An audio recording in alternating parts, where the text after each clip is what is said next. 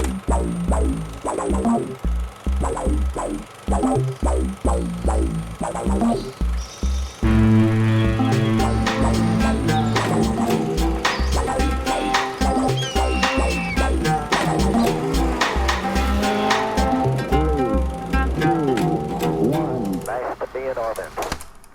there. Welcome to the 87th episode of Split Focus, a film and TV podcast. My name is Simon Eady, and alongside me, I have my co-host and a man with his face intact behind his mask, Adrian Pinter.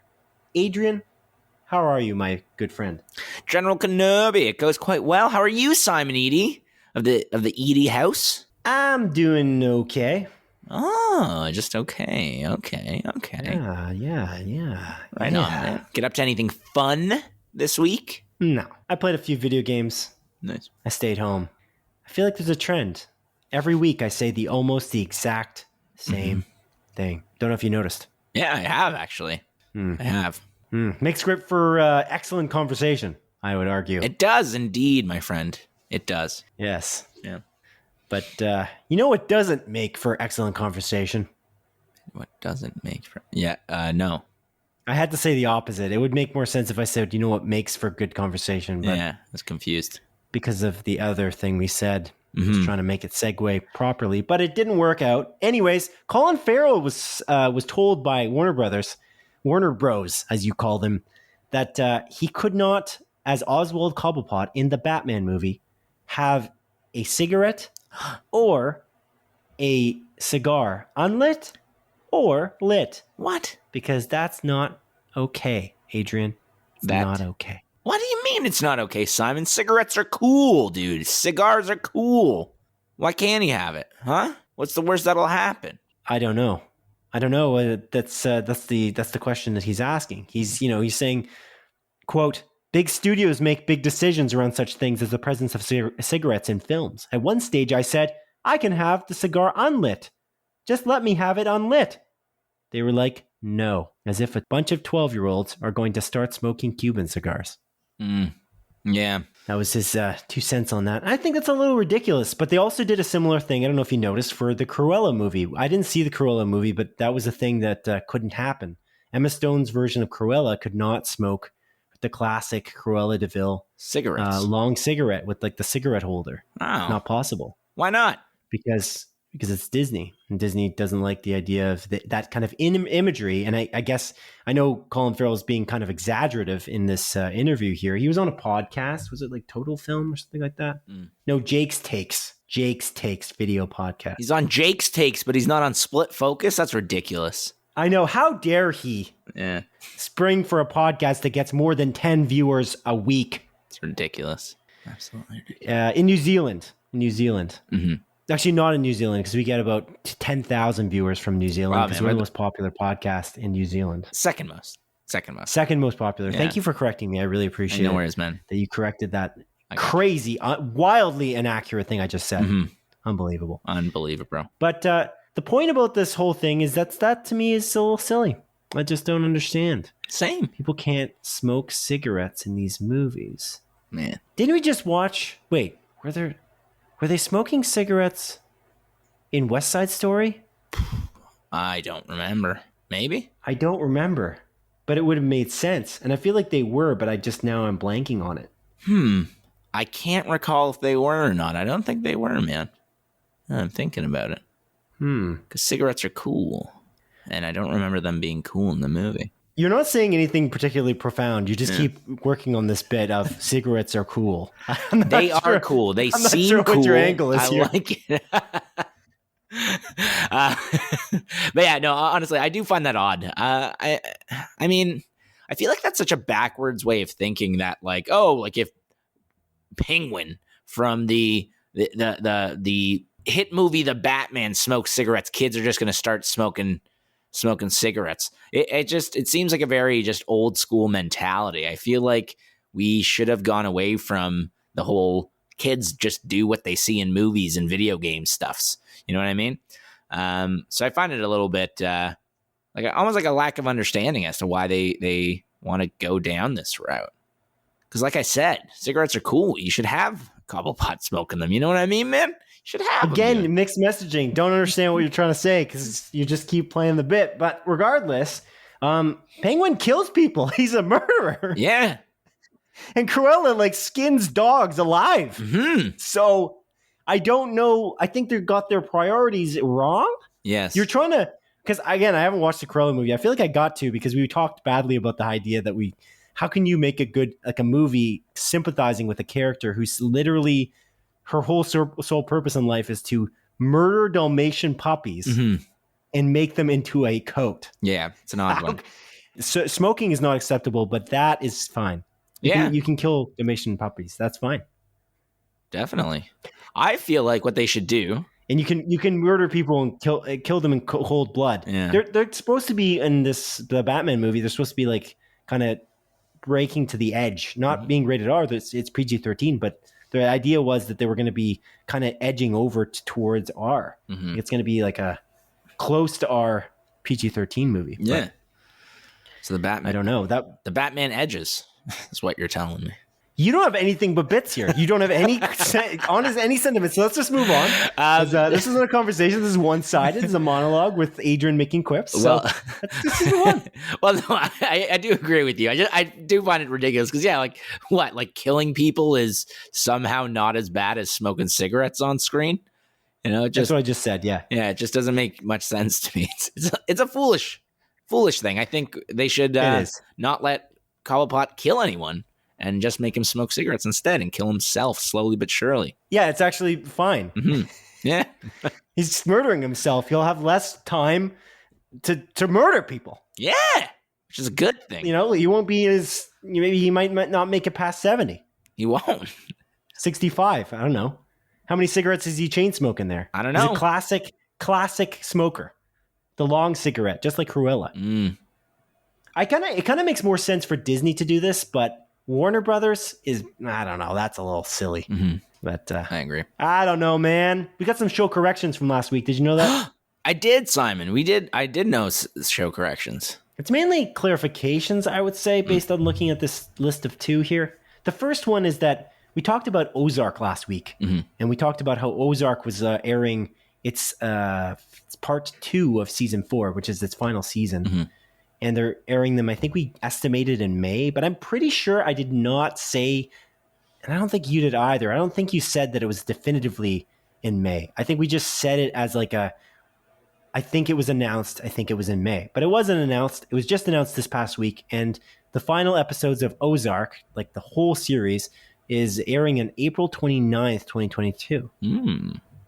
So that's the official kind of news from Netflix. Okay. And the thing I wanted to say about that, in that I don't think we necessarily made a mistake, but I do think that's interesting in that there was speculation that because they were splitting the season into 2 parts, that maybe they were just doing that so they can get into the Emmys, into the running for the next Emmys, and both like 2 years of Emmys kind of thing, that they could maybe get the buzz off the award shows twice. That was something I was just reading that people thought, that's weird that they're doing it so close together. But for me, this is what we've been talking about week on week, in that these streaming services have to decide how to launch their shows. Mm-hmm. Netflix has traditionally launched, or most of their shows anyways, their original programming has been launched all at once since House of Cards, season 1. Mm-hmm. They've launched pretty much a full season all at once. Amazon, for a lot of shows, they kind of launch 3 episodes in a chunk and then release week on week. Mm-hmm. Shows like The Boys, as an example. And they'll probably do that maybe even with Lord of the Rings when it comes out in September. Mm-hmm. And other streaming services like Disney Plus just do week on week. Like, we're somehow living in an era in which you're recording and filming and producing these shows while you're airing them, like when MASH was on air or something like that. Like, I don't really see the point of this, but it does generate hype, like Lost being on air and people talking about it during the week. Mm-hmm. And I can see the benefit for the marketing. This is like a really cool, happy medium, in my opinion. I know that Netflix is probably just experimenting with this in terms of Ozark, and they're doing this with Stranger Things for this upcoming spring and summer, which I'm very excited for as well. This is cool because they're experimenting with this idea of generate this a massive amount of hype for the final season, part 1, because it released very recently in February, and then they are going to launch the part 2.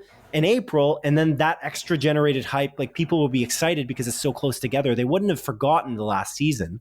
They'll have been more excited for it. I don't know. What do you think? That's kind of my thought process. I think this is awesome. Yeah, no, I agree with you. I think it's the smart move to like still stay relevant for a longer period of time, because again, I think these other streaming services have almost an upper hand because the conversation continues to grow. Like you brought up Peacemaker last week, how like Peacemaker literally grew, what was it, like 44% or something crazy like that from the first episode to the last, because it had these weeks of hype of people talking about it.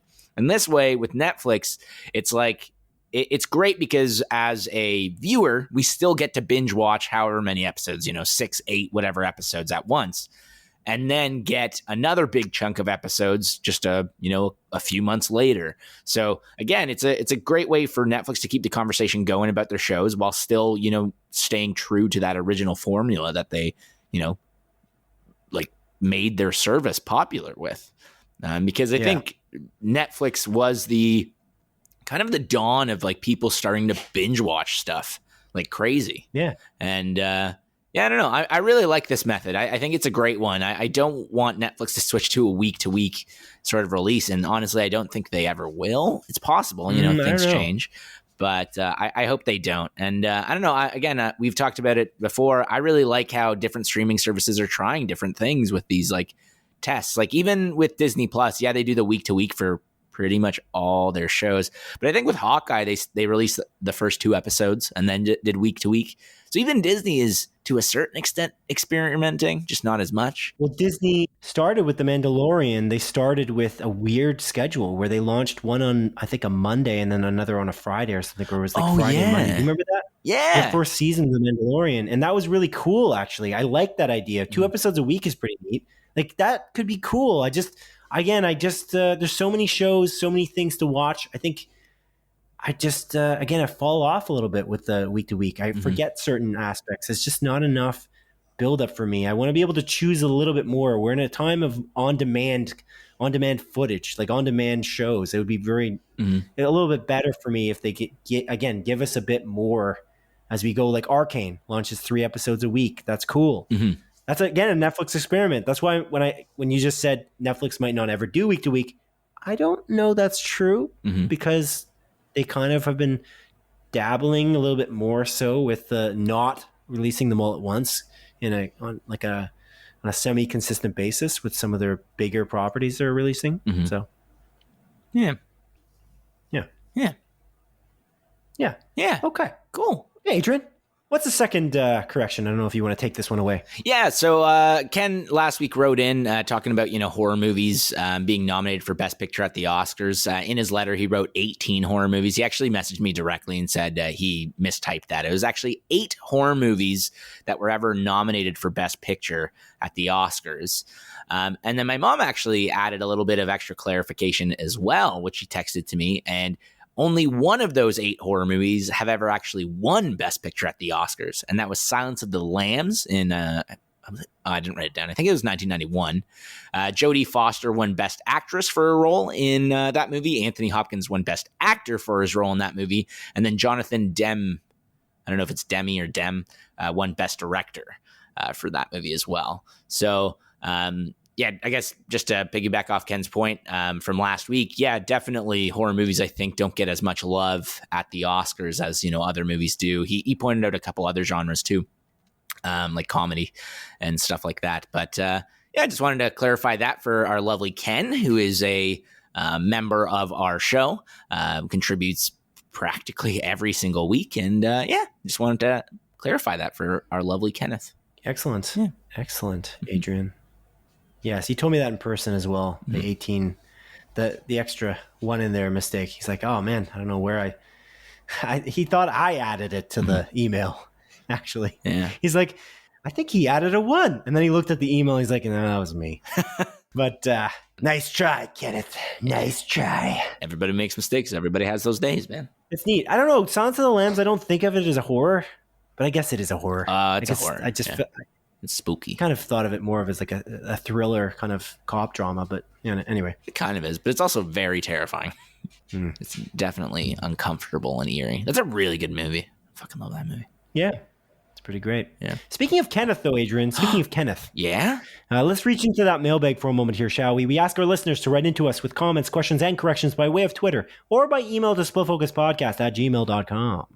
And Kenneth Stadobauer wrote into us once again, and he said, Dudes, with DC's version of the Ticks Die Fledermaus, a.k.a. Batmule, about to hit theaters, I think he's talking about Batman.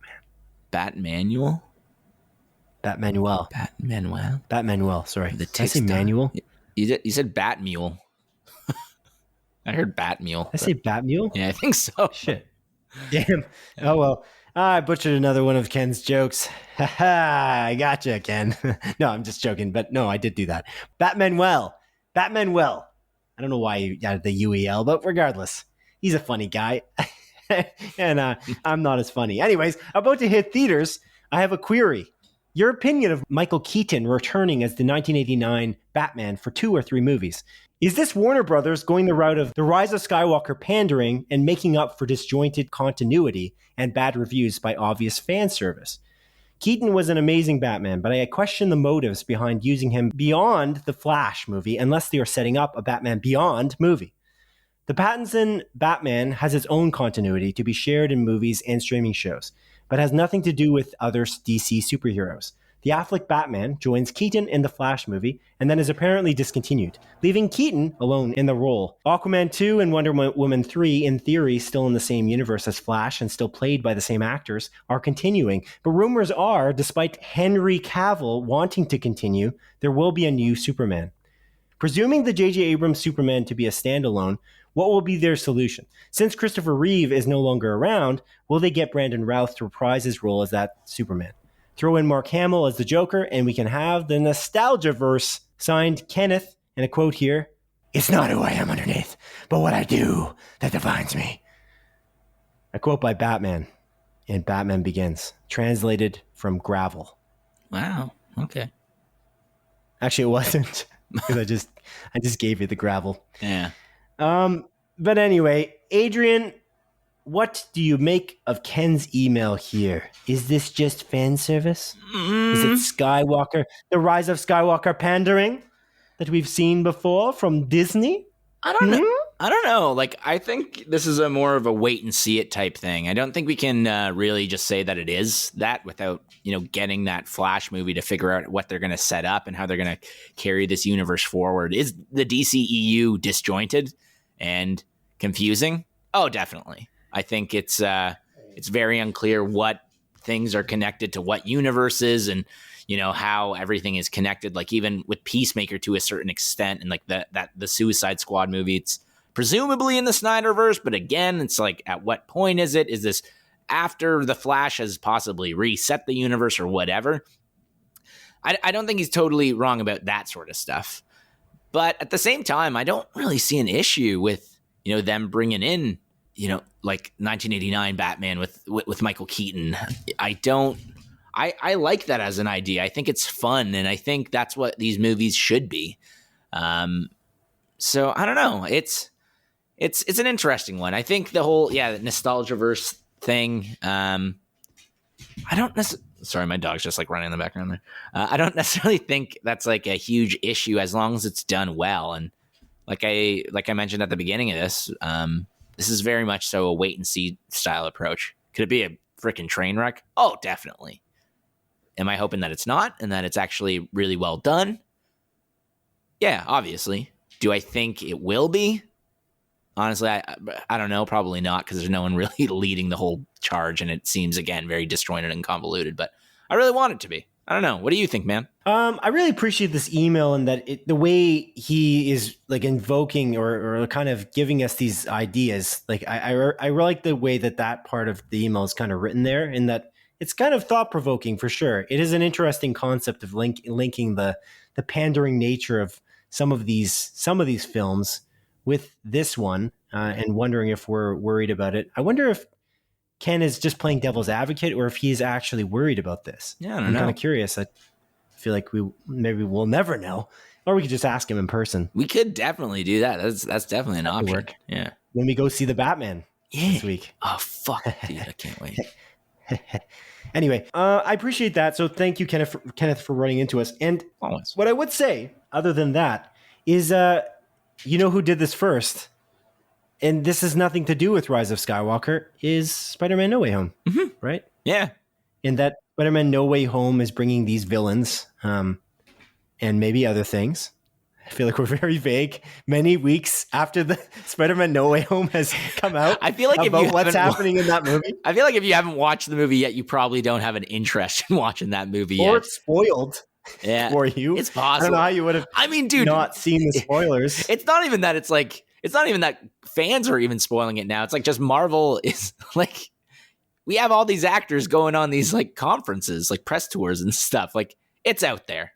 I feel like, yeah, I know. Yeah. But that's how dedicated we are. That's how good we are as a podcast, is we have never spoiled this movie, any big major plot point that wasn't in the trailer so far. And this is weeks, months now after the movie is aired. So kudos to us. Am I right? Is your dog still tap dancing, or is she taking tap dancing courses? Yeah, she's taking tap dancing courses right now. Sorry. Yeah. I tried to reschedule. How is that? But how are those lessons going? Well, or honestly, really well. Yeah, she's doing really good. My step dancing instructor, tap dancing, step dancing, tap dancing instructor says that she's excelling in the class, especially for her age of merely a year and 8 months years old. Wow. Yeah. Do you join her in the class as well? Do you step dance together? Yeah, I regularly do, but unfortunately I couldn't reschedule in time. And this is my top priority, man.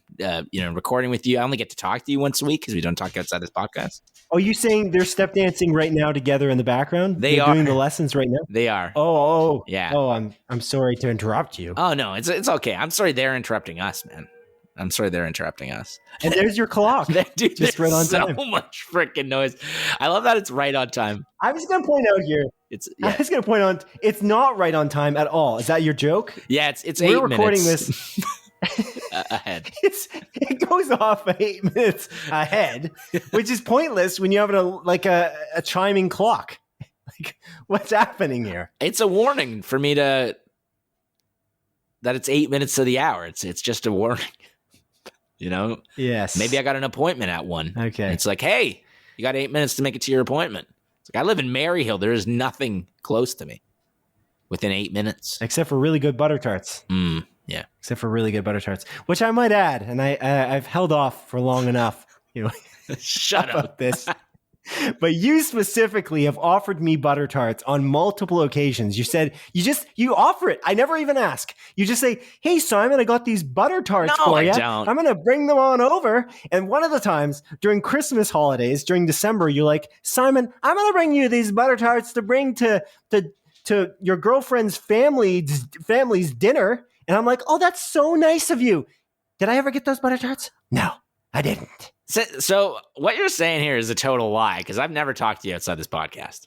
So you sent the messages through Jimmy, and we know it. And you told my girlfriend that. Then, if you want to be so bold as to try and call me a liar, okay? Yeah. Anyways, I like those butter tarts a lot, and you gave me a little tasty poo when I was at your house one time, and you never followed through after that. I've brought you butter tarts before, you son of a gun. Okay, fine. You did it once. You did it once. Many years ago. Yeah. But I'm just going to say, I'm just disappointed that you keep offering. If you didn't offer, I will freaking bring you some for the Batman, okay? And you know what? If I don't, just bring it up next week that I did it. I'll fucking set a reminder. Jesus Christ. Yeah, I'm gonna bring it up. I'm gonna bring up the butter tarts every week until I get them. Okay? I'm holding you ransom. No, I'm joking. That would be very rude. But I'm gonna do that because it's kind of funny. Anyways, Adrian, we were talking about Batman and Kenneth's letter here. Yeah. I got really sidetracked after I said Spider-Man No Way Home. Where was I? Yes, Spider-Man No Way Home was the first one to kind of do this idea. The reason I bring that up is because it seems like a lot of other places are doing this, not just Michael Keaton being in this new Batman thing. It's kind of like the Prestige, the Illusionist type scenario where same kind of movies or TV show ideas come out at the same time from different studios. For instance, there's that they're going strong with the tap dancing. I love it. Yeah, but it's all right. But there's also the that Facebook show that's coming out from Warner Brothers on HBO Max and from, I think it's Showtime at the same time. Mm-hmm. Like they're almost coming out around, they're probably going to come out around probably the same 6-month period. So this happens quite a bit. And I think people, at least in this industry, like they're really looking at this and thinking, Spider-Man No Way Home is very successful. What can we do here to do that same thing? We've got these vast catalogs where we can, Super Mario Brothers this shit. Mm-hmm. Or Super Mario Brothers Smash. Super Smash Brothers. What am I talking about? Super Mario Brothers Smash, the hit porno. Oops, I didn't mean that. I meant the Smash Brothers. I don't know what I was talking about. I corrected myself and it was still wrong. Anyways, Smash Brothers, the hit Nintendo game. Sorry to Ken for talking about video games. As always. And my point is bringing all these characters, these characters into one thing is super popular. For instance, even freaking Blue's Clues is doing this. And so that's why I'm like pointing this out is I wonder if this will ever end at this point. I think Marvel did it first, honestly, because it's not just about Spider-Man. Spider-Man didn't start it with No Way Home. It was in, of course, the first Avengers movie. Bringing these characters together is something that's just been beloved over the years. And now all of these studios are likely going to do something similar because of the popularity of it. Yeah. And bringing back Michael Keaton is just, to me, a brilliant move. If you do it well, like Spider-Man No Way Home was done well. And that's the key element here is I think that if you're not just pandering, if you're not just creating a Rise of Skywalker situation, I think that, what's his name? Is that your dog or is you breathing very hard? Yes, that was my dog. I was not panting that heavily whilst just sitting. But what I was referencing here is the It director. Andy Muschietti. Andy Muschietti. Yes. His name is Andras Muschietti or Andre? Is he Hungarian? Andras? It's, I don't know, you tell me. ANDR, a little hyphen thingy over the ES. That's like Andres. Andreas.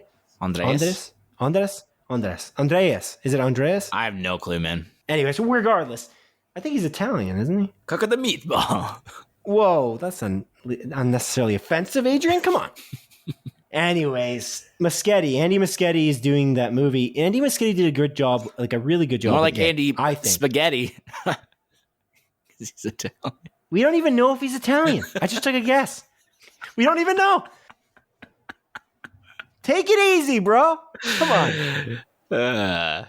Good stuff. Yes, incredible. Anyways, Andy Muschietti did a great job with It Part 2. I think you would agree, right? Mm-hmm. Yeah, I love those movies. And I think that he's going to do a good job here. That's my point. And so I don't think that this we have to worry about, especially because Christina Hodson is also writing this. Christina Hodson apparently did a good job. I didn't see it. I don't know if you did. I can't remember. But with that, she did a really good job with that Bumblebee movie. And she wrote Birds of Prey, which I thought was pretty great too. Yeah, I love Birds of Prey. So I'd imagine... like with Batgirl, she's writing it too, which is coincidence. I think not, because she's writing it in Michael Keaton's in both. Mm-hmm. So I think Michael Keaton at this point in his career, I think he just picks good scripts as well. I don't know. Michael Keaton hasn't made a lot of bad choices lately in terms of what he's in. He's not like a Nicolas Cage type actor, in which it seems like Nicolas Cage will just take many roles, like a variety of great and also awful roles, but. Or maybe not, I shouldn't say awful roles, but I would say maybe he just thinks the roles are interesting. He's taking great and awful movies, but he's doing a good job in them. I think that he does a pretty good job in most of the movies he's in, but he's just a bit exaggerated in some of them, I guess. Yeah. Nicolas Cage, I mean. Yeah. But yeah, that was a long conversation. It's a great conversation. Yeah. It's my favorite conversation I've had. Oh, wow. Yeah. Okay. All right, Adrian. Adrian, I got to ask you, buddy. What did you watch this week? Oh, Simon Dennis Eady. I have watched a few things, actually. Okay. All right. Are you ready for them? Yes, a few. So 3. I only wrote down 2 of them. Oh. But there's actually a third. Oh, it's a secret. You didn't write it down. It's a secret. I'm gonna keep it brief on 2 of these 3 things, because one of these we actually watched together, believe it or not. Yeah, I know. But I watched, are you ready for it? Actually, I watched 4 things this week. Oh my God, just get on with it. I watched the Netflix original 2022 Texas Chainsaw Massacre movie, Simon Dennis Eady. And That's a comedy, right? it is indeed a comedy because it's laughably bad. Oh, is it? But yeah, it's really bad. This is a shit movie. I do not recommend this to anyone. This is the definition of a mindless, over-the-top, gory slasher movie with little to no substance, with very uninteresting, two-dimensional characters that I couldn't care any less about. It's not a good movie. Now, Texas Chainsaw Massacre is not a franchise I'm familiar with, and this is technically, I guess, a sequel to the original 1979 movie or whatever, whenever that movie came out, which I don't think I ever watched. But honestly, I don't think you have to watch that because this has not much to do with it, and they kind of fill you in on what you need to know from that original movie. But honestly, this movie is just total garbage. The writing is awful. The acting is whatever at best. Again, all the characters in this movie are very unlikable, and not even that they're just unlikable, people. Because I mean, some of them are, but you're not giving me anything to like about these characters in this movie. There's no substance to any of them. And the Texas Chainsaw Massacre, the guy, he just murders all the vast majority of the characters that are introduced in this movie. And honestly, I was just sitting there and being I couldn't care again less for these characters. Them getting killed off, I was honestly, I'm kind of rooting for the Texas Chainsaw Massacre because they're in what? because yeah, he's a crazy maniac killing people and cutting their faces off. But honestly, he smokes. And so you got to root cool, for that guy, dude. Which is super cool because he's just super cool. Man, smoking's so cool, man. And yeah, he just goes around and just just murders these fucking people, totally brutally. And the gore is just very over the top. And usually I'm man, sometimes I just want to watch a fun, over the top, violent movie. But even this, I was just I just don't even like this enough. The gore again is very over the top and ridiculous, and it's incredibly bloody, but it just didn't have enough substance to keep me interested. I feel like this movie is kind of how you felt about Godzilla versus Kong, where I was I can get over it. The action's whatever, and I wanted there to be more action, and the substance of the movie, although little, was enough to keep my attention. This Texas Chainsaw Massacre movie doesn't have enough substance to keep any my attention. I kept on looking away. Now, I will say one positive thing about this. There is this crazy scene that takes place on a bus, where I guess this is a mild spoiler, but the Texas Chainsaw Massacre goes on the bus and just fucking cuts these people up in a billion pieces, and it's ridiculous. And I was that was the one minute and a half scene where I was all right, this is pretty cool. But the rest, again, I couldn't care less. There's, a couple twists in it, but I was just who cares? Who the fuck cares? And let me tell you something, I don't. And this is a movie I genuinely do not recommend anyone watch. I'm even in the mood for these ridiculous, slasher, over the top, I know, violent movies these days. That's why it's so shocking. But it is just not worth your time in any conceivable aspect. It's an hour and 20 minutes, and it still felt too long. So, yeah, I do not recommend this fucking movie. So yeah, that's one of the things I watched. What did you watch, Simon? Excellent. So I watched what we watched together in theaters at the Waterloo Princess Twin Cinemas, and it's a more of an independent movie, I would say. Mm-hmm. And it's a Japanese film called Drive My Car. Yes, Adrian. And I'd like to throw it to you first. Okay. And ask you what you thought of it, because we did see it in the same theater at the same time without talking to each other during or after the movie. Yeah, never have, never will outside. Because we don't talk outside this podcast. Yeah, never have, never will. I said that line too early. Yes, you sure did. Anyways, this is directed, before you talk about what you thought of it, it's directed by Ryusuke Hamaguchi. I'm assuming that's how you pronounce it. Ryusuke Hamaguchi. Pretty good ring to that name, actually. But anyways, regardless, What did you think? What did you think of the movie? It was a long movie, that's for sure. Yeah, it's a 3-hour long movie, or just under 3 hours. And honestly, I really, really like this movie. I would go as far as to say I loved this movie. And the more I've been thinking about this movie, the more I like it. Okay. I think this movie is a deeply sad movie. I feel like tonally just very melancholy all throughout it. It's a story about, I would say like grief, loss, love. And the movie itself, I don't think much really happens throughout it. I would say it's almost like a slice of life movie following this, mid-40s man, and kind of dealing with his relationship with his wife, dealing with a loss that happened in his past, as well as like a loss that occurs during the movie. And like him kind of like building a relationship with like a young woman that ends up being his driver, because he's like I guess a playwright. Like he works in theater and has like written a play. And he didn't write any of the plays, just to be clear. Those plays were not written by him. Oh. No, they're written by, the play he's presenting for a lot of it is by Chekhov. Oh, okay. It's like a famous playwright. Just to correct you there, sorry. Okay, no worries. But it's like he's like the stage manager, basically. He's the director, I guess you would say, for a theater play. Yeah, and it's just like him, I guess. Yeah, like building this relationship with this young woman that's like in her, I don't know, like early 20s or something like that, over time. But it's like a very slow movie, and it's a very, I think, deliberate movie. The vision of the director is very clear. I think he wanted, I don't know, we've brought this up a few times before, like with Promising Young Woman, how it's the director's vision through and through, without any sort of corners cut or any sort of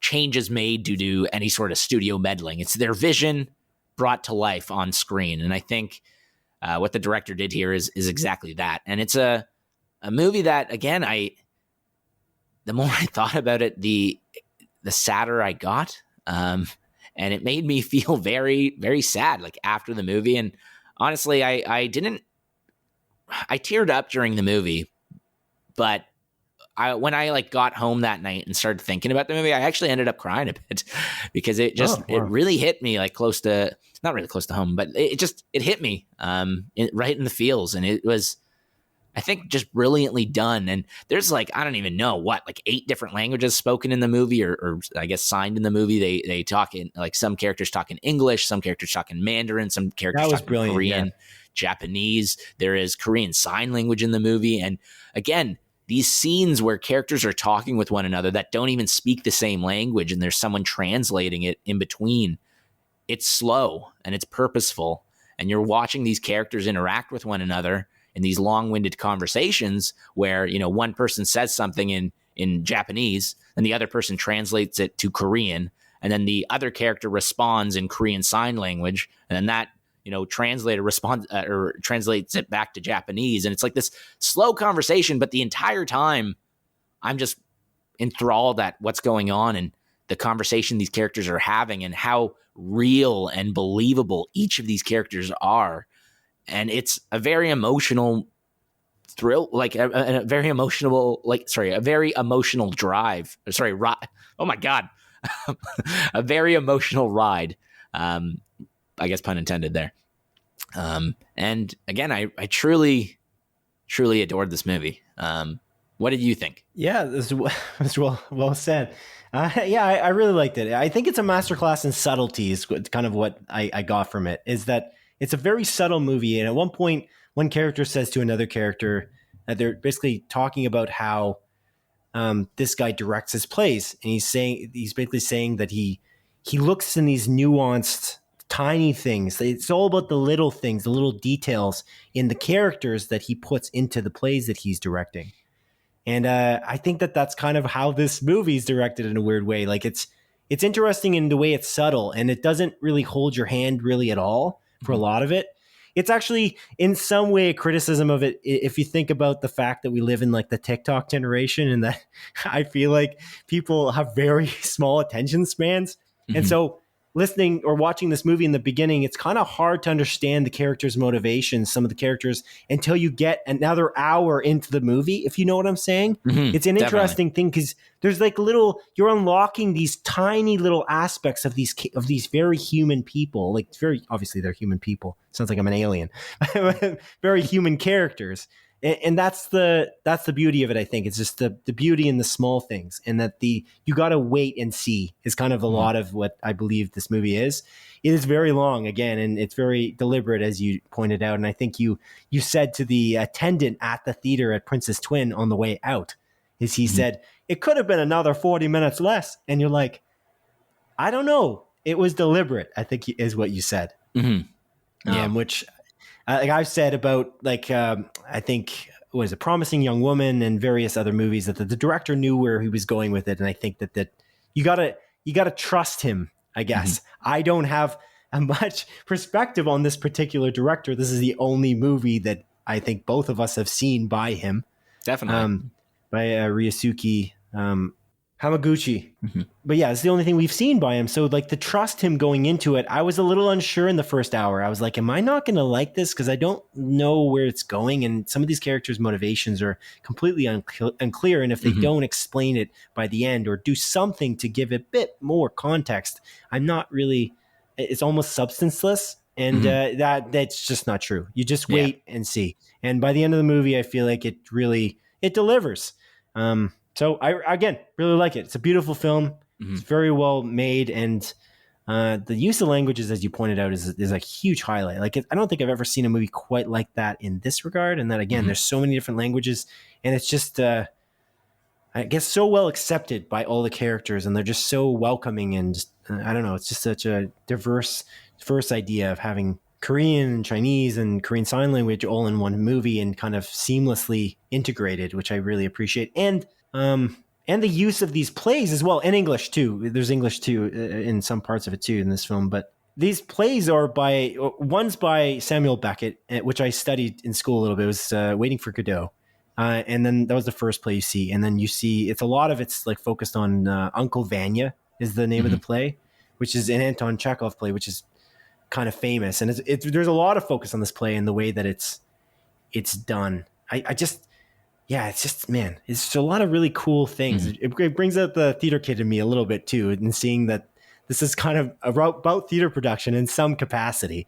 At least it's set in a theater production, which I appreciate too. So yeah, I'm a fan. It was a good one. It was a good one. I loved it. And I'll also point out on the way out, the attendant at the theater who was selling tickets, etc. It's a relatively small theater in Waterloo. He said also twice, and I thought it was interesting. It's probably going to win Best Foreign Picture. It's like, yeah, it's because it's literally nominated for Best Picture, and it's the only movie that is nominated for both Best Foreign Picture and Best Picture. It's like Parasite. Like, I wasn't going to say that, but I didn't, and we didn't say that, but I was like, yeah, man, obviously. Obviously, you idiot. We know the industry. You're just pretending to know shit.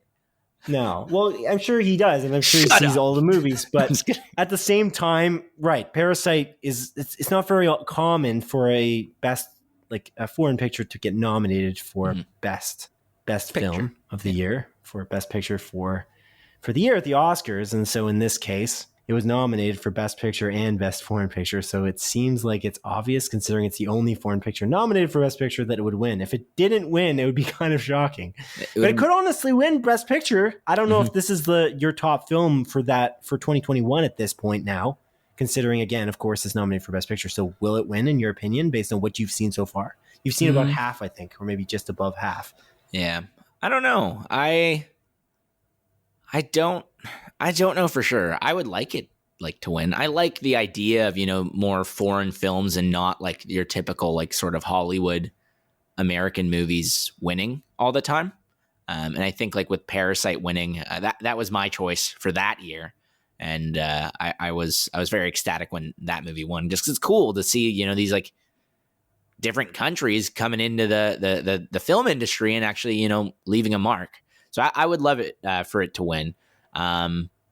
And out of the ones I saw, I think it's the most unique. And yeah, I don't know. I would like it to win. If it was my choice out of the ones I watched, I think I would choose it personally. Okay. Interesting. Cool. Yeah. That's awesome. That's awesome. We got a bit of a ways to go. I think you might have 5 movies. I have 4 or something like that to watch before the Oscars air and at the end of March.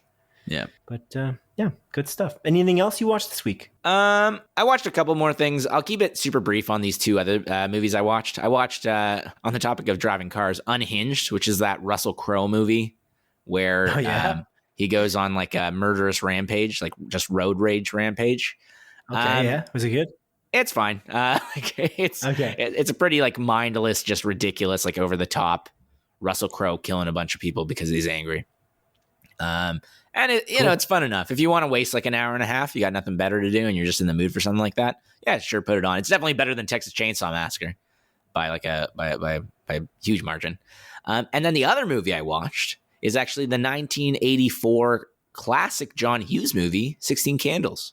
Oh, sweet. Yeah, and I watched that last night for the first time, and it's a really good movie. There's a couple of like problematic things that's I was like watching, I was like, this is a little rapey, and this is a little bit racist, in particular to like Asian culture.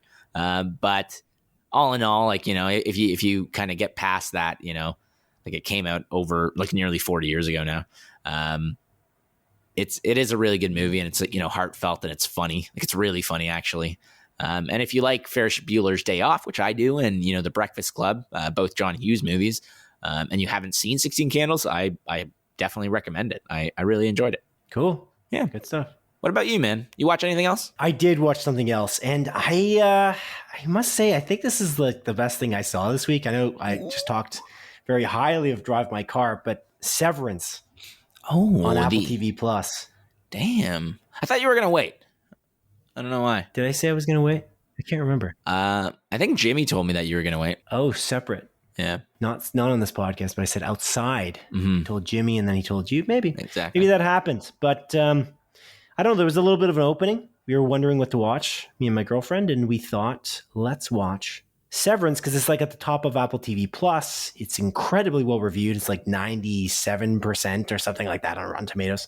Damn. And honestly, man, the first episode is just amazing. I think it's one of the best first episodes of a show I've ever seen.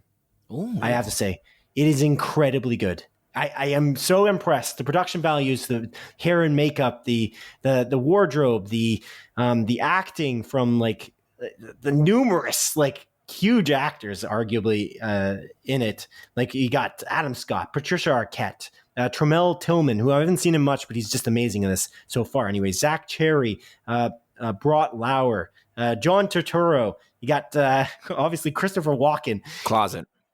Or just the actor. But the no, it's really good. The music is so good too. Oh, it's like this retro futuristic office, and it's just so well designed in every aspect.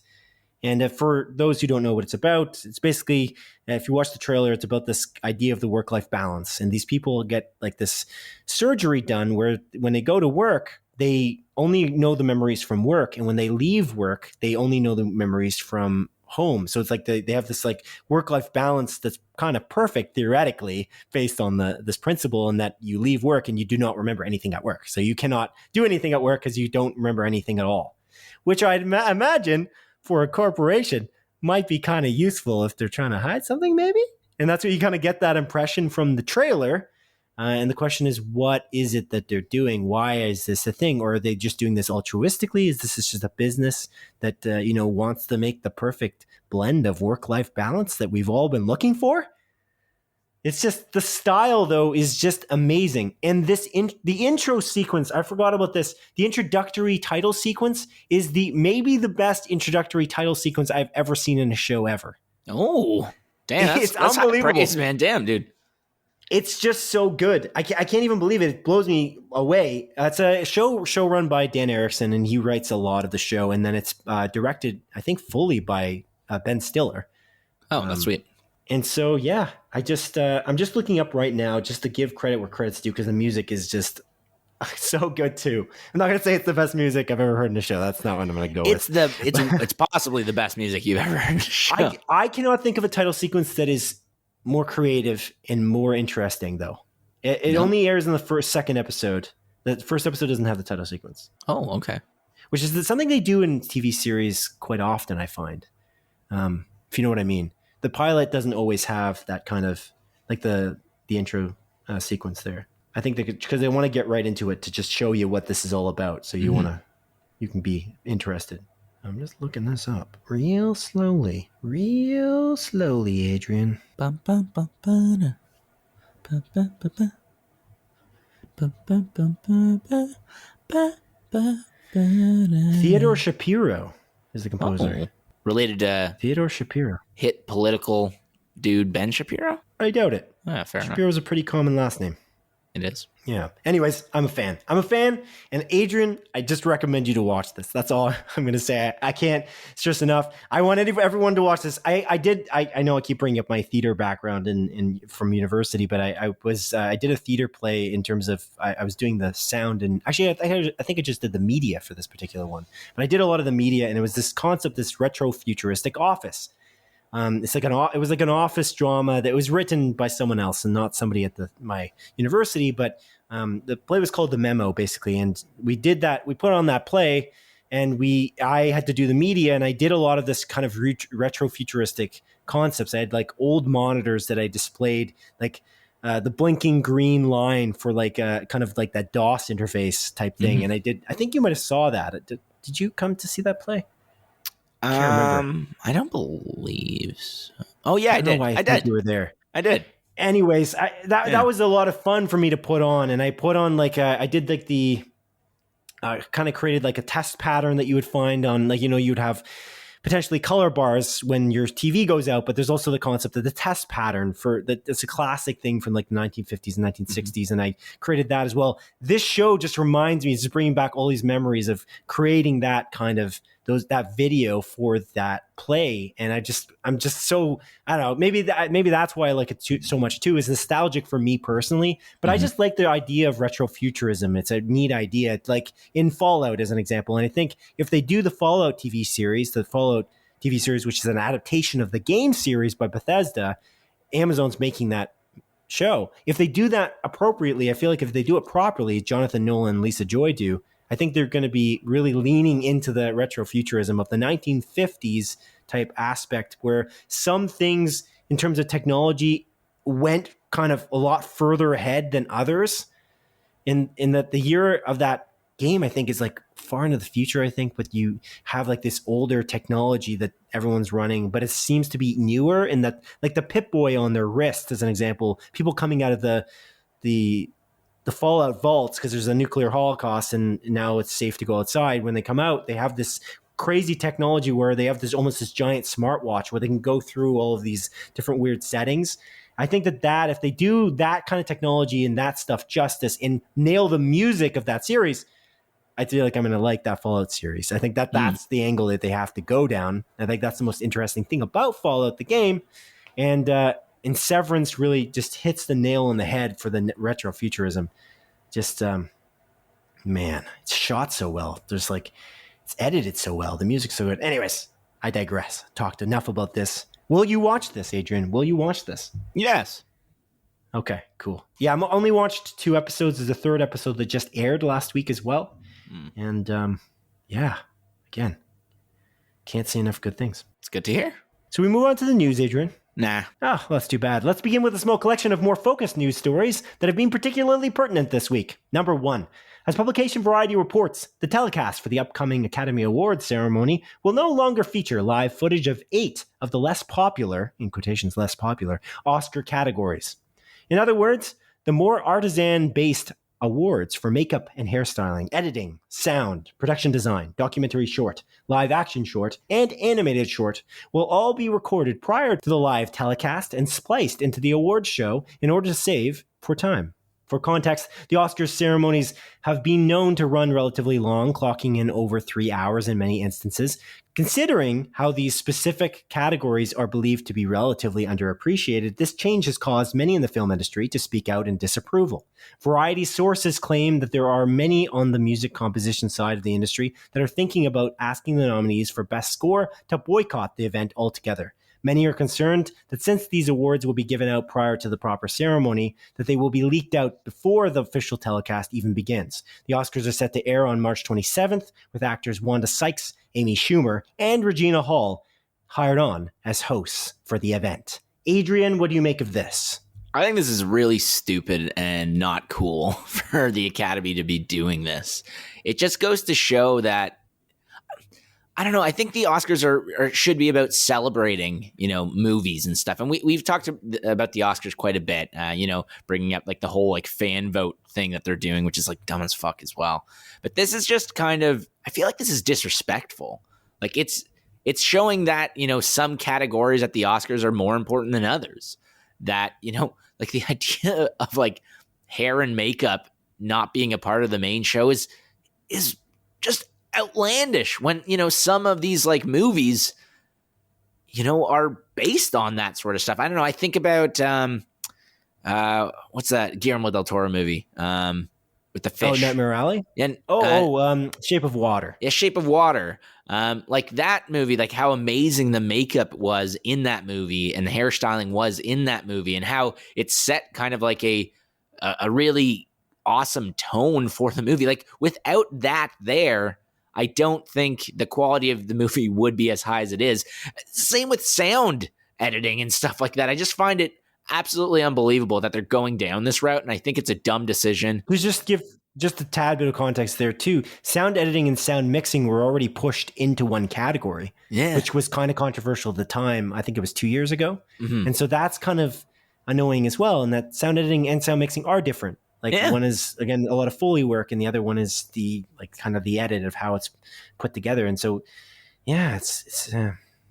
It's disrespectful, man. And again, like the idea of like sound editing, like think of it like a movie like Dunkirk and how important the audio is in that movie. Like the sound editing is in that movie. Those loud gunshot noises, that like literally send shivers up your spine. It's I don't know. I really hate this decision. I don't understand what the Academy is doing. I feel like they're just stepping like on their toes constantly. They're moving in the wrong direction. And it's just like a bunch of these like old people that just don't understand what people want. And they're just making wrong decision after wrong decision. And it's hard to kind of be excited for the Oscars. I like the Oscars. I like watching it. I know it's, just like this dumb awards show. It's not like it doesn't really fully encapsulate the movie industry, but it is still something I enjoy watching, and it's making it harder and harder for me to even care about this shit anymore. I don't know. What do you think? Just to rebuttal what you just said, because I maybe misunderstood what you said in the beginning based on what you just said, but you said that it's a bunch of old people. I don't know that that's true. There's a bunch of business people now doing this decision. Oh yeah, good call. It's a bunch of old people not voting for and not caring about the fact that some blockbusters like Spider-Man No Way Home are vital to the industry and are very popular, but also very well written and very well reviewed and very well received by audiences. Mm-hmm. So they're literally 90% of Rotten Tomatoes. So professional moviegoers who have been doing this their whole lives and claim that this is an incredible production for Spider-Man No Way Home, it just doesn't get the credit that it deserves. And that's a bunch of, I think, old timers, like the old guard for the Academy of Arts and Sciences in terms of who's voting. They're voting for it and they don't see the value in the other options, but they're really giving the art house films, or more artsy films to be specific, a little bit more credit and not giving any or very little credit to some of these blockbusters. Like people might say, well, Black Panther got nominated a number of years ago. Yeah, it was a number of years ago. Okay, let's just the closest to a blockbuster that was nominated this year was Dune, and Dune's amazing, but it's like you can see why it would be nominated potentially, in that it carries a different kind of weight. It's a very slow and deliberate movie, and it's not as action heavy. And that's not necessarily a bad thing, being action heavy, but they're not necessarily treating it that way. This category thing, though, this is a business decision. I think they're just trying to shorten the Oscars because they think that they need to do that. They need to make it more popular. But that's what's so ironic because of the fact that they refuse to nominate any movies that people actually watch. So there's a certain irony here. You're cutting out these categories, which, by the way, I love. I love every one of these categories. I don't watch the shorts very often, for clarity. But especially when it comes to editing and sound, I'm always interested in that. Makeup and hairstyling, I'm sure Ken would be very annoyed about that because I know that he really likes the makeup and hairstyling. He's a makeup artist himself. Ken Esteban, obviously being the guy who writes into us every week, we just talked about. And then, like, even... did I forget it? I forgot a category for this. It's right up. Score.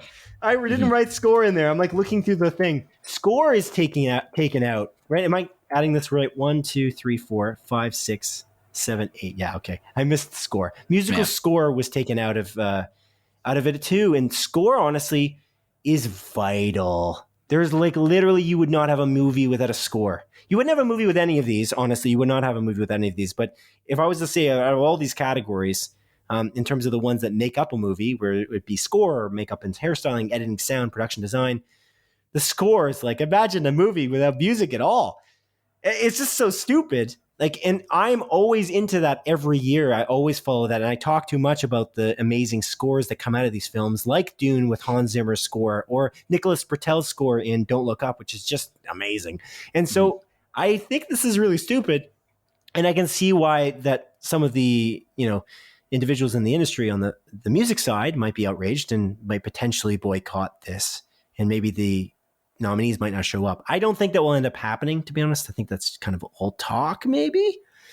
But they are airing it, to be clear. They are airing these categories. They're just not putting them in. They're treating them as if they are lesser. And that's the issue. It's not the fact that we know they're airing them, but it's like, why are they really lesser, though? There's other ways to cut this down, potentially. Like, for instance, you maybe don't need the category, what was that called again? The most popular film of the year, 2021. You can just take that whole thing out that we talked about last week or the week before. You know what I'm saying? Yeah. Like, you're adding that in. You're adding a featured thing in where people vote on Twitter for the most popular film, and then it will be featured as an award that you don't win an Oscar for on the awards show. So that's being added into the 3-hour plus ceremony, but you can't put in the categories that make up a film that you couldn't survive without. You can't survive without sound editing, video editing. Anyways, it's annoying. Very much so. Very much so. So it is what it is. But yeah, it's ironic. I think the most useful word in this situation is it's ironic. You want this to be popular.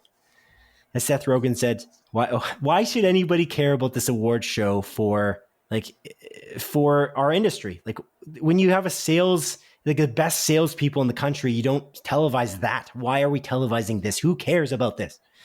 And the reason people would care is because they are watching like their popular movies potentially win, or the movies they really like potentially win.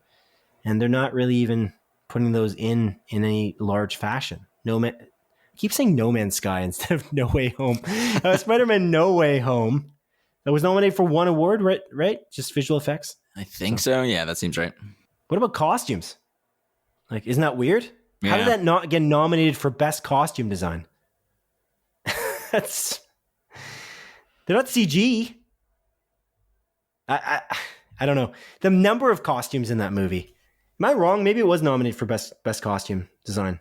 No. Is costumes? Is that even a category? I think, was that taken out too and put into production design? Yeah, it's nominated at Costume Designers in the Guild Award for Excellence in Fantasy Film. Costume Designers Guild Award.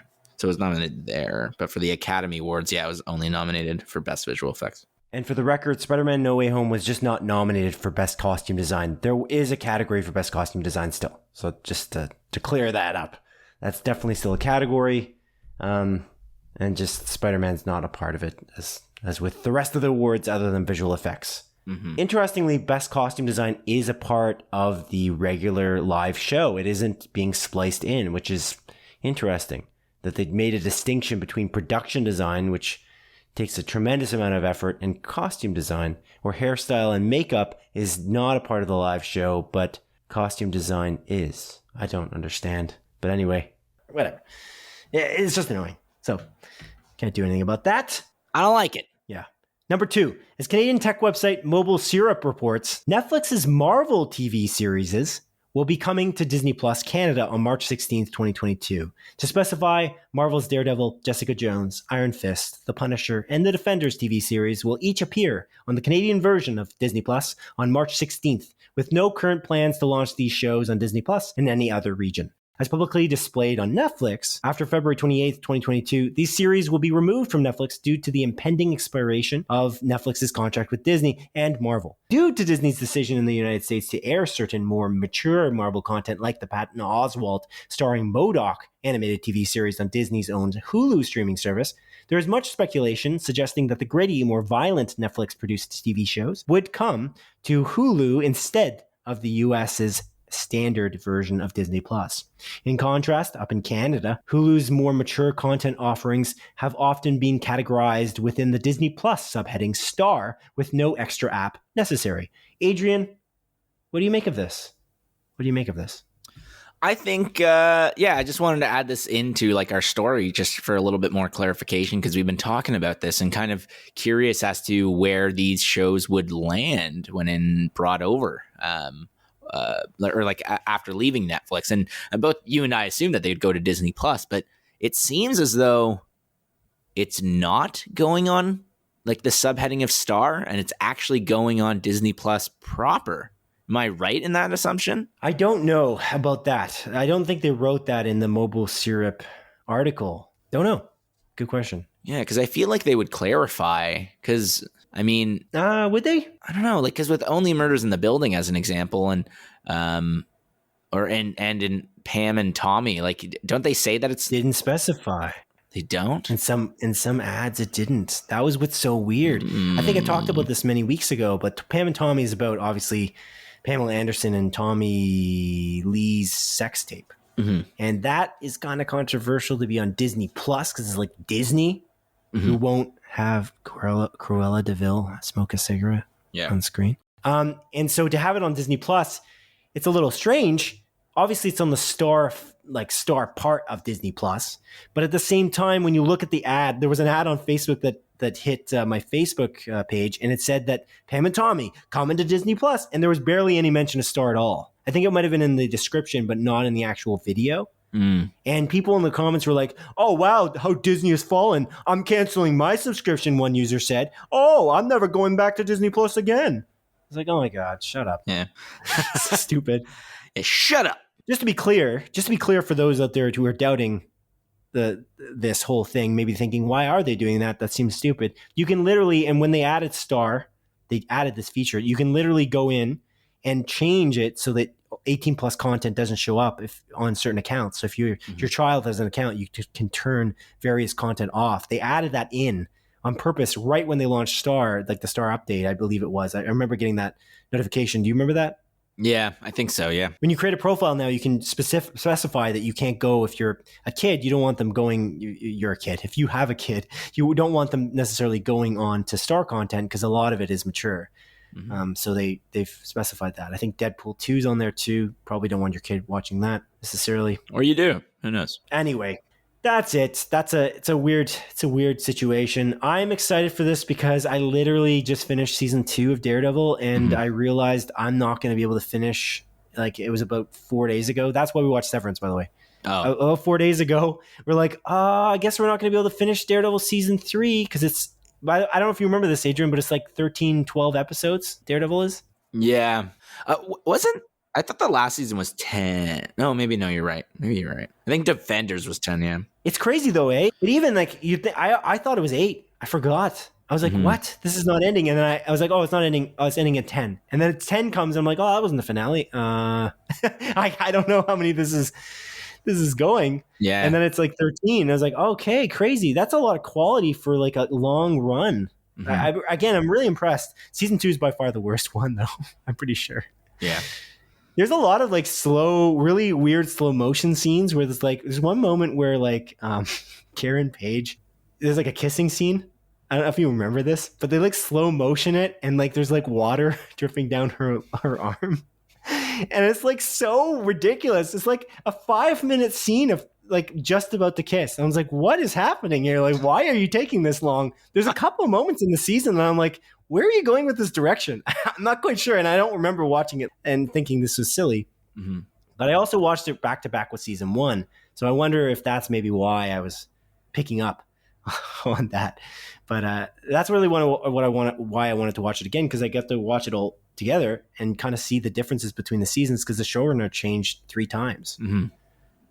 But yeah, so now at least now I can start with my girlfriend on March 16th. We can start watching season 3, which she likes the show now, so that's great.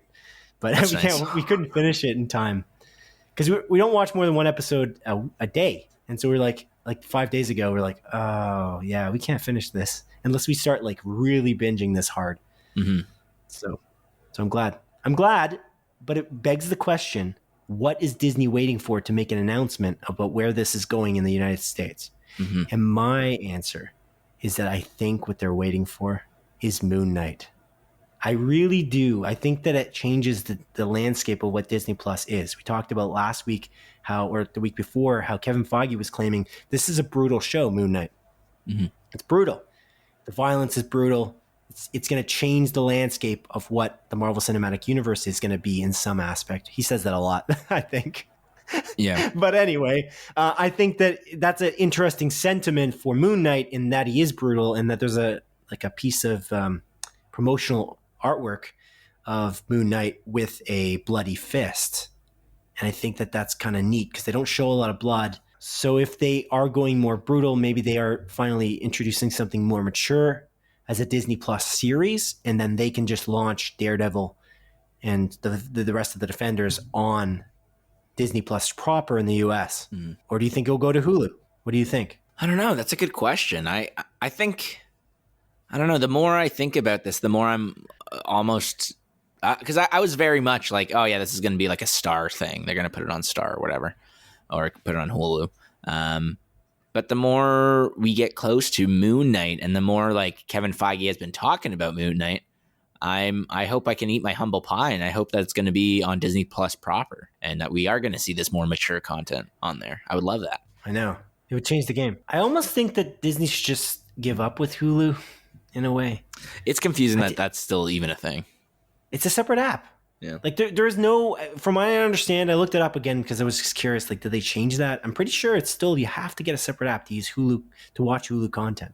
And I imagine that would pull your audience a little bit. Like, I don't know, do you really want to do that? Don't you want to just create this juggernaut service, charge a little more in the States? Because I think we're even paying almost more now than in the US if you convert the dollar. We might be, just because they've got the 2 separate lines, the mature line on Hulu, less mature on Disney Plus.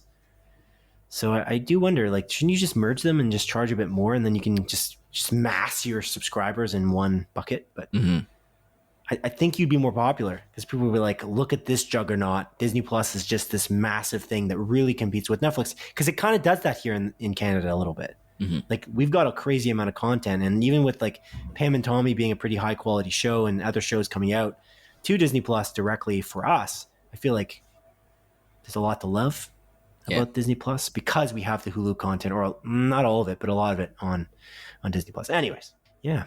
Number 3, as Variety reports, the Godfather director Francis Ford Coppola is finally looking to make his long-planned big-budget Megapolis film. Megapolis is a movie that Coppola wrote in the 1980s but had trouble getting made over the years due to its very high projected budget of $120 million. Coppola told GQ magazine that it was unlikely that he would get funding even now in 2022, and therefore he was looking to fund the film himself using his vast line of credit, without a producing partner like Netflix to back him. The movie's plot has been mostly kept a secret over the years, with the story described as, quote, something of a love story that is a philosophical investigation of the nature of man, unquote, set in a utopian version of New York City called New Rome. The card counter actor, Oscar Isaac, Don't Look Up actor, Cate Blanchett, and a rival actor, Forrest Whitaker, are said to be in talks to star in the new project. Mm-hmm. Adrian, what do you think of this? I think this is like super neat, actually. I love the idea of this, world-renowned filmmaker that has made, some of the best movies ever made, arguably. I'm sure people would argue that with the Godfather movies and stuff like that. Going out and being like, hey, no one's going to want to make this movie, so I want to make this. It's essentially his magnum opus, and he's, using his own money to create this thing. And I think you just kind of have to respect something like that. I think this is really, really neat. And although we don't know much about this movie, other than, what you stated earlier, it's still something that I'm very intrigued about. And I'm curious, how he's going to do this. Francis Ford Coppola, he also recently, talked smack about Marvel as many directors do. And, even went on to say movies like Dune and, I forget what the other example was, are all, the same sort of movies regardless. So if he's kind of going on that, then this movie must be something totally different and unique. And I'm curious where he's going to kind of go with this. What do you think, man? Yeah, it's interesting. It's expensive. Curious what it's gonna be. Mm-hmm. He hasn't had the greatest critical track record lately. He has made some absolute amazing movies, though. Obviously, yeah, The Godfather and Apocalypse Now. Apocalypse Now is notoriously went crazy over budget, though. It almost doubled its budget, but it was at the time $31 million US, in US dollars. Mm-hmm. So it was very controversial at the time, and they made a movie called Heart of Darkness that's very well regarded. And that's actually, I don't think, if I recall, I've only watched Heart of Darkness, a filmmaker's Apocalypse. I haven't actually seen Apocalypse Now. So I've seen the movie about the movie, but I haven't seen the movie itself. It's fine. Which I feel like I got a large gist about what the movie was. I saw all of its problems basically in that movie, but which is a very, very good documentary. Very interesting what they had to go through to get that movie made. But I think he owns that movie. I think he owns Apocalypse Now because no producer would, no production company would actually fund him. Even though he had won multiple Oscars, they would not give him the money because they just thought it was not going to do well, or they just thought that it wasn't going to be successful, or it was going to be too expensive. And so he brought that up actually in this this interview where he talked about the fact that he's going to fund this on his own when he talked to GQ about that. So I think that's kind of interesting. Mm-hmm. He's willing to take some risks to get his dreams made, which is cool. I don't know how many movies he's going to be directing going forward. He's kind of taken a bit of a break lately, so it's neat. I don't know. It's a cool story. I'm interested to see, and if he gets this cast together, Oscar Isaac, Forrest Whitaker, and Cate Blanchett is a pretty awesome combination. Yeah, definitely. So yeah, cool. Yeah, he's kind of he's an interesting guy because I mean he served as he was a mentor to George Lucas back in the day as well, right? And although Francis Ford Coppola is a very renowned director, I don't think he's ever created anything as big as something, George Lucas created. You know what I mean? He's not a blockbuster filmmaker, though, really. Yeah, exactly. And I don't know. It's interesting. I mean, The Godfather is argued to be The Godfather and The Godfather Part 2 are argued to be the best movies of all time, though. Yeah, I know. Whereas Star Wars is not really regarded that way. You know what I'm saying? Yeah. I'm more so referring to popularity because... it's interesting. And I know he Francis Ford Coppola kind of talked about George Lucas as well, and how he was almost saddened about how well Star Wars did because George Lucas was just unable to make any other movie after that. He couldn't make the movies that he wanted to make, that I guess he talked to Francis Ford Coppola about. So it's kind of an interesting thing with that. And yeah, I don't know. I hope he gets to make this, huge movie and gets to create this his magnum opus or whatever. Yeah, I'm sold on this. I don't know. I wonder how this is going to go. I wonder if he will actually make it and what will kind of occur. Yeah, it's neat. It's cool, Adrian. Now into the montage, a sequence of our show in which I briefly present the week's smaller news stories as Adrian delivers a brisk verdict. Number 1, as reported by Variety, network NBC has renewed the James Spader starring crime drama The Blacklist for its 10th season. Number 2, according to Deadline, Krypton actor Aaron Pierre has been cast alongside Mahershala Ali and Delroy Lindo for Marvel's upcoming Blade movie. Blade. Ooh, interesting. Number 3. As followed by The Hollywood Reporter, White Lotus actor Fred Heisinger has been cast in Sony's upcoming Kraven the Hunter Spider-Verse movie, and he's rumored to be playing the comic book character Chameleon. Oh, okay, cool. Neato. Number 4. As Variety reports, director Sean Penn is currently on the ground with a production crew filming a documentary about the Russian invasion of Ukraine. Yeah, that shit's wild. Not to get, too into it, but Jesus Christ, this is fucking nuts. Number 5. As Deadline reports, Forrest Gump director Robert Zemeckis, screenwriter Eric Roth, and star Tom Hanks are reuniting for a film adaptation of the graphic novel Here. I've never heard of Here. Number 6. According to The Hollywood Reporter, Master of None creator Aziz Ansari will be making his directorial debut with a film adaptation of the Atul Gawande novel, Being Mortal, Medicine, and What Matters in the End, which is set to star Bill Murray. This just reminded me I never finished season 3 of Master of None. So many shows. Yeah. Number 7.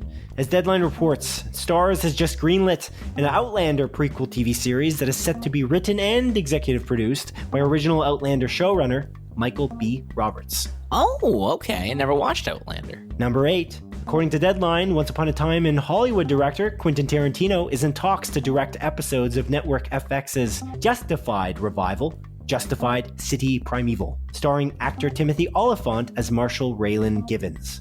Oh, that's really cool that Quentin Tarantino's coming to the small screen, doing some directing on TV. Neato. Maybe not. Wow. Number 9. As Variety reports, director Steven Spielberg is developing a new film to adapt actor Steve McQueen's San Francisco detective character Frank Bullitt from the 1968 film Bullitt. Oh, okay. Steve McQueen, brother to Lightning McQueen from Pixar's Cars. Nope. Number 10. As reported by Variety, Tenet actor Kenneth Branagh and the Dark Knight actor David Dastmalchian have both been cast in director Christopher Nolan's star-studded World War II Oppenheimer-centered film. The cast of this movie just keeps on getting more and more unbelievable. Like, God, it's amazing. And that concludes the montage. Blah, blah, blah, nukes. Oh, boy.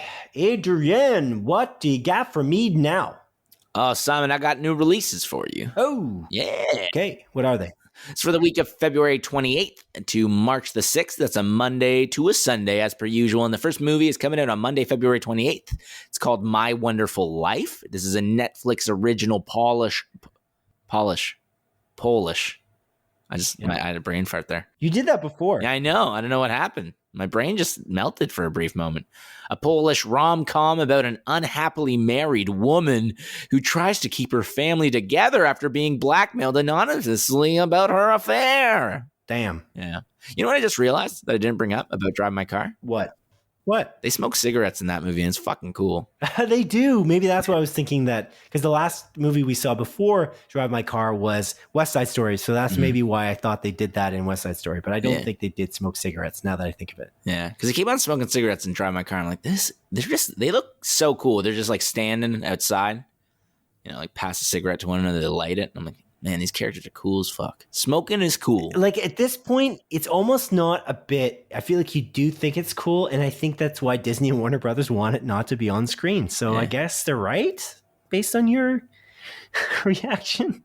I don't know. I don't really think it's that cool, but I think it gives context to certain characters, and that's why I think it's silly to remove it.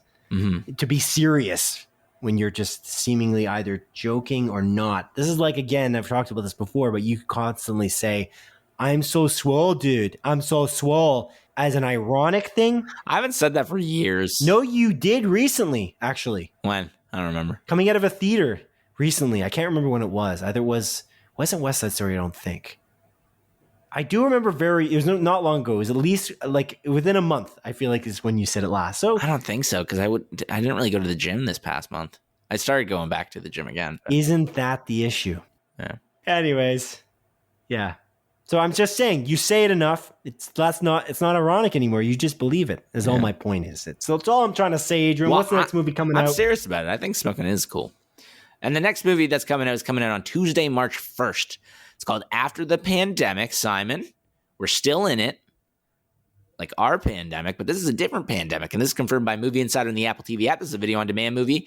And it takes place 5 years after a virus wipes out over 90% of the population. And then something even more dangerous emerges, Simon. That's the kind of movie I want to see. Yeah, me too. It's just what I need. Speaking of things that ravage the earth, the next movie that's coming out is a movie called The Pink Cloud. And this is also confirmed by Movie Insider and the Apple TV app. This is a video on demand movie about a pink and toxic cloud that covers the globe, forcing everyone to lock down inside, including this woman with a man she just met. Oh, wow.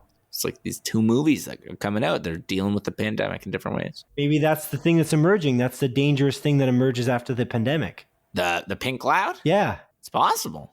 It's connected. It's all connected. Everything's connected. I wonder if the cloud would be like combustible. Like if you lighted a lighter outside, would the entire globe explode? That'd be cool. That's how the movie ends. Yeah, so cool. So cool. Because someone goes out smoking a cigarette, which is super cool. Yeah. Lights it up. They just lit up a cigarette, lights it up. Boom! Everyone dies. Boom! So crazy. So cool. So cool. They're very cool. Wow. Incredible. What's the next movie coming out? It's coming out on Wednesday, March 2nd, Simon. It's Against the Ice. This is a Netflix original movie based on a true story about Denmark's 1909 polar expedition. This stars Jamie Lannister, Nikolaj... Coster-Waldau? Yeah, him. Next up is a movie called The Pirates, The Last Royal Treasure. This is a Netflix original Korean pirate movie, Simon. Okay. It's a pirate movie. Okay. Yeah. Cool. Next up is Thursday, March 3rd, and there's a movie coming out called Surviving Paradise, A Family Tale. It's a Netflix original nature documentary narrated by Bridgerton's own Reggie Jean Page. Cool. Super cool. I love nature. Cool. Do you love nature? Pretty good. Yeah. It's pretty good. Nature is pretty good. The weekend... Hopefully it lasts. Hopefully it lasts. The nature? That'd be cool. Yeah, I hope it doesn't not last. Double negative. What's the point of... Why? Why are you doing double negatives? Just because I want you to remember what you learned in math class in elementary school. The Weekend Away is up next. Huh? This is a Netflix original movie about a little trip to Croatia that goes horribly wrong when a woman's best friend disappears. Simon, Croatia's your motherland. Yes. No, not really, but sure. That's where your family's from. Half of my family, yeah. That's true. It's where half your family's from. That doesn't make it my motherland, though. I was born here. It's half your motherland. Yeah. Yeah. Interesting. Crazy. Next up is Friday, March 4th, and the list of movies that are coming out on that day is one of them is called Meskina, which is a Netflix original Dutch rom-com, Simon. Yes. Yes, indeed. Yes. Then there's The Invisible Thread, which is a Netflix original Italian comedy, which is, wow, like good stuff there. Now, this next movie coming out, this one actually really interests me. It's a movie called Fresh. All right, Simon, you ready? It's Fresh. Yeah. It's a Movie Insider. It's confirmed by Movie Insider in the trailer. This is coming to Hulu. And I wrote star ? In brackets. I imagine it will be coming to star for us. But this movie stars Daisy Edgar Jones and Sebastian Stan. And honestly, the trailer looks very interesting. I don't really know exactly what it's about. The trailer doesn't reveal much. But this looks like a really cool movie. It's certified fresh on Rotten Tomatoes, funnily enough. And it's about this like woman that I guess meets Sebastian Stan. It's like this like very quick like love, but is Sebastian Stan's character all that he seems? ? It's kind of how it is. But it looks really good. This is a movie I really want to watch, actually. Next up is a movie called Lucy and Desi. This is confirmed by Movie Insider in the trailer, and this is coming out to Amazon Prime Video, and it's a documentary about Lucille Ball and her relationship with Desi Arnaz. They're probably best known for their role in I Love Lucy. Yes. Yeah. Yeah, I thought you were making a joke. Nope, that was just an actual fact. Okay. Yeah. You're going to say they're probably best known from the hit movie Being the Ricardos. So that's where you're going to go. But you said I Love Lucy. And it's like, yes, that's a fact. And then you paused for like 20 seconds. Just continue. What's the next movie coming out? The Changed. It's confirmed by Movie Insider in the Apple TV app. It's a video on demand movie. The Changed, Simon. I was just tricking you. I just wanted to make sure you're paying attention. And this is about aliens taking over the minds of people. Yeah. Next up is a movie called Night Ride, and this is confirmed by Movie Insider and the Apple TV app. This is a video-on-demand, one-shot action thrill ride about a drug dealer doing one last job to get out of the business forever. Crazy. Yeah, I'm interested. I like the idea of like a one-shot movie. One-shot action thrill ride. Is it good? I don't know. Yes. I don't know. I definitely don't. I've never watched it.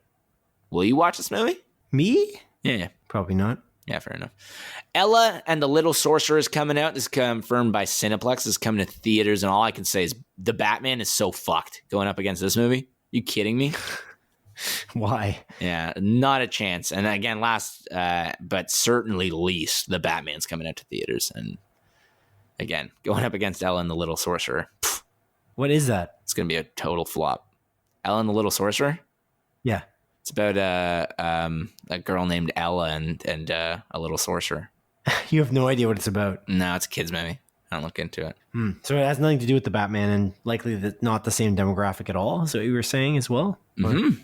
That's exactly what I was saying.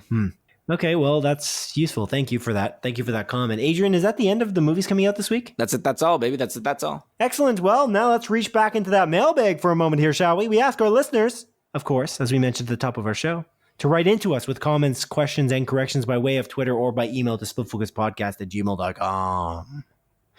And Cabin Snass wrote into us with a relationship question posed by comedian Roy Wood Jr. I believe it was on Twitter. Or it might have been on Instagram. Now I'm not really recognizing this post I copied and pasted, but regardless, it was on in some kind of spot. So it's on Instagram where the screenshot's from, but it's a screenshot of a tweet that was posted on Instagram. Well, excellent. Anyways, I'm going to read it now. Are you ready, Adrian? Yes. Excellent. He said, quote, relationship question. If you lost your spouse in the Thanos snap, but 5 years later the Avengers brought them back, but you already remarried with 3 kids and spent the life insurance on a failed food truck, do you get back with your old spouse or stay with your new Thanos snap family? Signed, Cabin Snass. Adrian, what do you make of this? What would you do? Which family would you pick? I think this is a very easy one, Simon. You would obviously stay with the person that you're with, that you made 3 kids with, and did a failed food truck. And the reason behind that is 5 years to not only meet someone, but then be confident that you want to marry them, and then ejaculate inside of them on 3 separate occasions to make 3 children over the course of only 5 years. You know what I mean? Hold up. It could have been triplets. Like, we don't know that's not that long. If you think about it, maybe it's triplets. Oh, now you're putting a little spin on it. What if you didn't think about it? What if you ejaculated inside of them? Why'd you use that language? You might have you gave them the babies. You might have gave them the babies earlier than they got married. Maybe it's a year into you're waiting. The person's gone. You think they're gone forever. You give them the babies and then you marry them. So you're saying those children are bastards? Yeah, sure. That happens all the time now. That's not really that big of a thing. They're bastards. Is that what you think? You that old-fashioned? You're still living in the past? I mean, by definition, they are bastards, but yeah. Yeah, okay. Whatever you want. But so what if that happened? You know what I'm saying? There's lots of combinations here. He didn't specify the timeline, as it were. I don't know. How long was I with my other spouse, Why didn't I have kids with my other spouse? If I was very happy with them, maybe I had doubts with my other spouse, and I was like, "No, I don't want this." And then I meet this new person after my spouse gets snapped, and I'm like, "Man, this new person is amazing. I want to have children with this person. I want to spend the life insurance of my old spouse on a food truck that is going to fail because there's 50% less market to sell to." It's an interesting one, but again, I think it's an easy one. You stay with the new one. You know what's crazy? They can make a whole drama about this if they wanted to. They could. Like regular people just dealing with the re-snapping. You know what I'm saying? The unsnapping, as they call it. I think they called it unsnapping. Is that what it's called? I don't remember. Is that what they say? That seems right. Is that what the kids are saying? Okay. Anyways, yeah. So I think I would choose your method as well. I think you're right. I was trying to play devil's advocate, but I don't think it was 5 years, which is arguably a pretty long time. And you didn't think that person was ever going to come back again. So I feel like there's a lot of really broken hearts from the people who came back from the unsnapping. And I don't think we've seen enough of the heartbreak that might have happened. Because for those people who came back, they basically weren't gone at all. Yeah. Which, by the way, just to go back to Severance just briefly, I know I talked a lot about it earlier, but honestly, that's one of the craziest mechanics that they go into, and they really dive into the details of how the Severance kind of works. And it reminds me of this a little bit, in that time is such a weird concept for these people dealing with the operation for Severance at their workplace. So, man, what a good show. But yeah, I would choose, you're right. I would say that the only logical answer is the second one, because you just got to move on. And the person who comes back, unfortunately, has to be okay with it, although it'll be a shock. Because imagine no time has passed and suddenly you get back, and like maybe you'd snap back into the house that you were living in, that your old spouse is now living in with 3 kids. Imagine that happened. He's like, what's that damn food truck doing in the backyard? And then you look around and there's children. You know what I'm saying? Yeah. That's already a problem. Yeah, that's a mess. That's a big mess. Ugh. Imagine having 3 kids. That would suck. Oh, well, that's a different thing that we're not talking about here. But yeah, I think the second one is the unfortunate answer. I think you'd have to, I don't know, I'd be very, very taken aback. I'd be very upset about it. I feel like it also question about what stage of the relationship you were in for this spouse. Like, were you deeply in love? Were you heartbroken for years? Well, probably not, because you made 3 kids.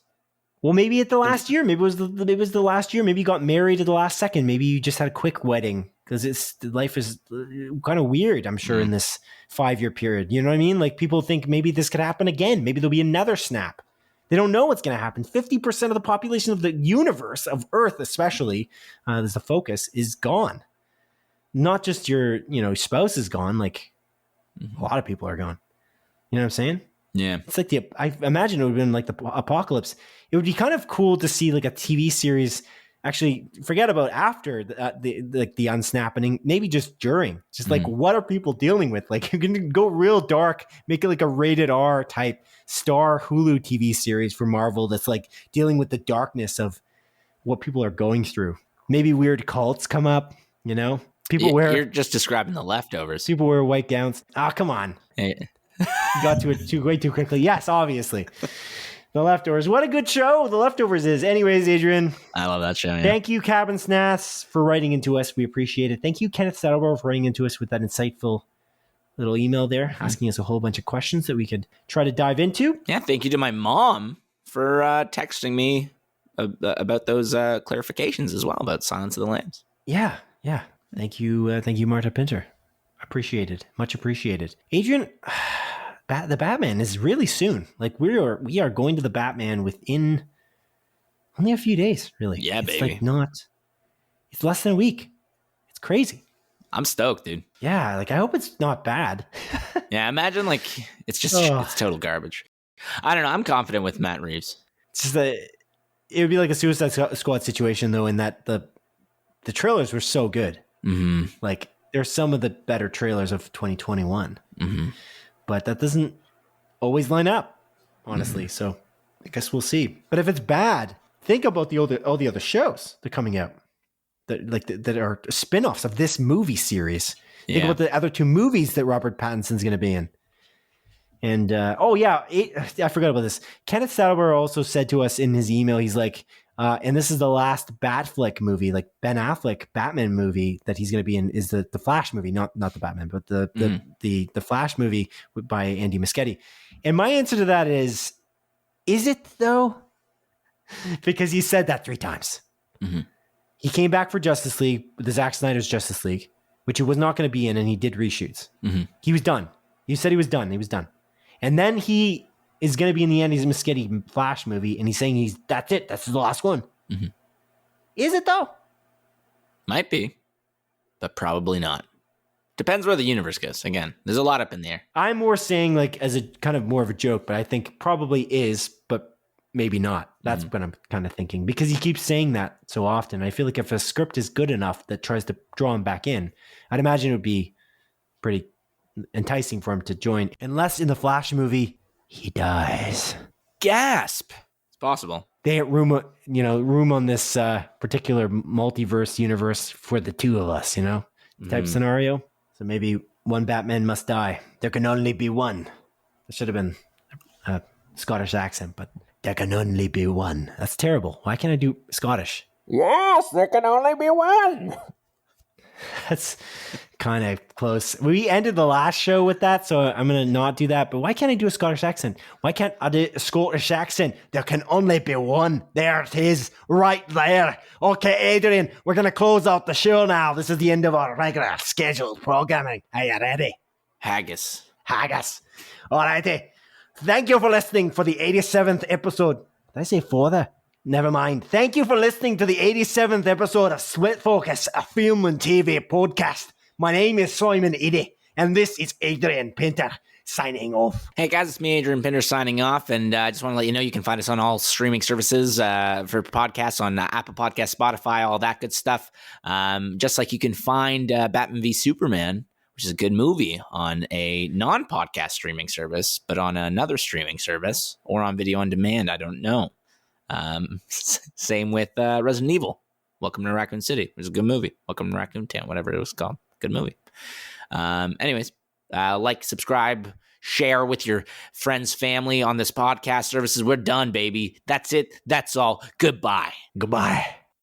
Yes, we're all done, Simon. I'm bringing it back. It's me, Bane. Anyways, cigarettes are cool.